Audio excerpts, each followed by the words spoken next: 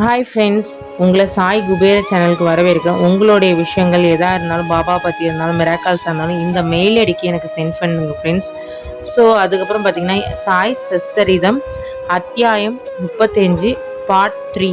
இன்றைக்கி என்ன தலைப்பு அப்படின்னு பார்த்தீங்கன்னாக்கா, எப்படி பாபாவுடைய உதியின் மகிமையை பற்றியும் மற்றும் பாபா நாகமாக மாறியது எப்படி அப்படின்ற தலைப்பை தான் நம்ம இன்னைக்கு பார்க்க போகிறோம். இந்த லீலைகள் தான்.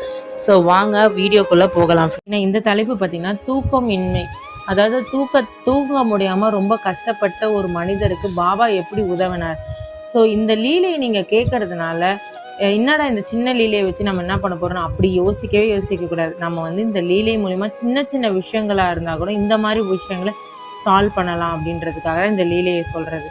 பார்த்தீங்கன்னா, அந்த மனிதருக்கு தூக்கமே இல்லை. ஏன் தூக்கம் வரலை அப்படின்னு பார்த்தீங்கன்னாக்கா, அவர் படுத்த உடனே அவங்க அப்பா கனவுல திட்டுற மாதிரி அவருக்கு ஒரு கனவு வந்துக்கிட்டே இருக்குது.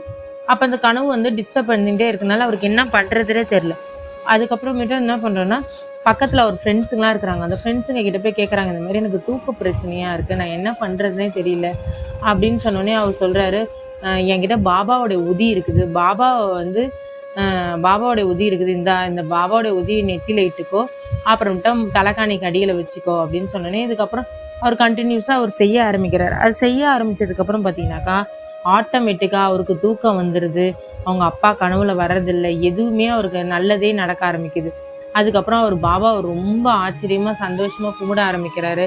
அதுக்கப்புறம் பார்த்தீங்கன்னாக்கா, ஒரு ஃபோட்டோ எடுத்துன்னு தலைக்காணிக்கு மேலே மாட்டாரு. வேழக்கமான நெய்வேத்தியம் இந்த மாதிரி எல்லாமே செய்ய ஆரம்பிக்கிறார். பாபாவே வராமல் இருந்தாலும் பாபாவுடைய பிரசாதத்தால் அவருடைய வாழ்க்கையே மாறி இருக்கு அப்படின்னு சொல்லப்படுது. ஸோ அதனால் பிரச்சனைன்னுட்டு வீட்டுள்ளே முடங்கி இருக்கணும், வெளியே போக முடியல, எங்கேயும் போக முடியலனாலும் முடங்கி போகாதீங்க, உங்களை தேடி ஒரு விஷயம் வரும், அதனால் நீங்கள் கவலைப்படாதீங்க அப்படின்னு சொல்லி இந்த அத்தியாயத்தை இந்த லீலையை நான் முடிக்கிறேன் ஃப்ரெண்ட்ஸ். நம்ம அடுத்த லீலைக்கு நம்ம போகலாம் வாங்க. இப்போ பார்த்தீங்கன்னா, இன்னைக்கு என்ன லீலைன்னு பார்த்தீங்கன்னா, உதியின் சக்தியை பற்றி, அதோட செயலை பற்றியும் உதியோட சக்தி எப்படிலாம் நம்மளுக்கு தெரியப்படுத்துகிறாங்க அப்படின்னு பார்ப்போம். இங்கே பாலாஜின்னு ஒரு குடும்பம் இருக்காங்க.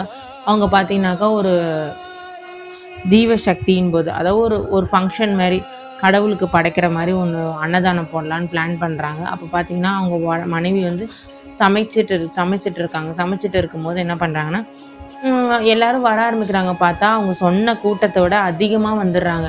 அப்போ அவங்க மனைவி ரொம்ப வருத்தப்படுறாங்க. ஐயோ, என்னங்க இந்த மாதிரி சாப்பாடு கம்மியாக இருக்குதே, நான் கம்மியாக தான் செஞ்சேன்னு, என்ன பண்ணுறதுன்னு தெரியல, நீங்கள் என்னவா இருக்கும் அப்படின்னு அவங்க நினைக்க சொல்கிறாங்க. அப்போ ஒன்று தர்ம சங்கடமாகிடுமே, நம்ம குடும்பத்துக்கே ஒரு கெட்ட பேர் வந்துடுமே நினைக்கும் போது அவங்க மாமியார் சொல்கிறாங்க, இல்லை கவலைப்படாதீங்க, இது நம்மளுடைய சாப்பாடோ, நம்ம செய்யலை இந்த விஷயத்த, பாபா தான் இதை செய்கிறாரு, அதனால் பாபா கிட்டேயே இதை ஒப்படைப்போம், எல்லா சாப்பாடுலேயும் கொஞ்சம் கொஞ்சம் உதியை போட்டு அந்த துணியை போட்டு மூடிடுங்க, அந்த யார் பக்தர்கள் சாப்பிட்றாங்களோ அப்போ பெரிக்கலாம் அப்படின்னு சொல்லிட்டு உதியை போட்டு மூடி வச்சிடுறாங்க.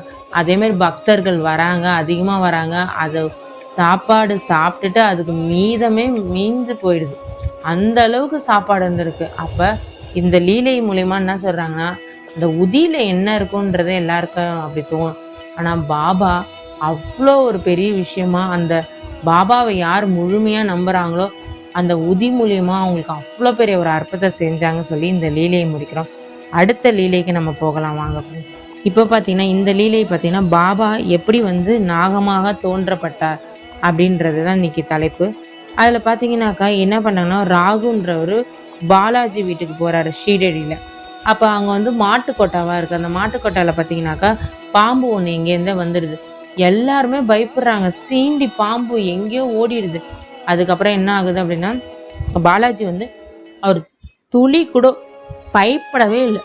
ஏன்னா அது பாம்பை பாபாவாக அவர் நினைத்தார். பாபாவாக நினைத்து ஒரு பாலை ஒரு கிண்ணத்தில் எடுத்துன்னு வச்சு, பாபா ஏன் இப்படி இதுமாரி சத்தம் கொடுக்குறீங்க, எல்லாரும் பயப்படுறாங்க, நல்லபடியாக பாலை குடிச்சிட்டு நல்லபடியாக போங்கன்னு சொன்னேன்னு, அதே மாதிரி அந்த பாம்பு நல்லபடியாக பாலை குடிச்சிட்டு நல்லபடியாக அதுக்கப்புறம் கொஞ்சம் எல்லாரும் நினைக்கிறாங்க என்ன இவன் பைத்தியக்காரனான்னு. ஆனால் அதுக்கப்புறம் பாம்பு எங்கேயோ ஓடி போயிடுச்சு.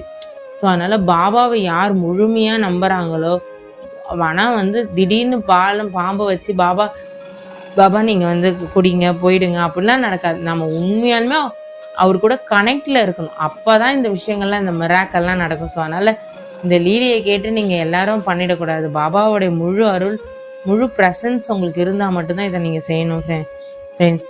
ஸோ நம்ம இதோட இந்த அத்தியாயத்தை முடிக்கிறோம். ஸோ எல்லாருக்கும் சாந்தி நிலவட்டும்.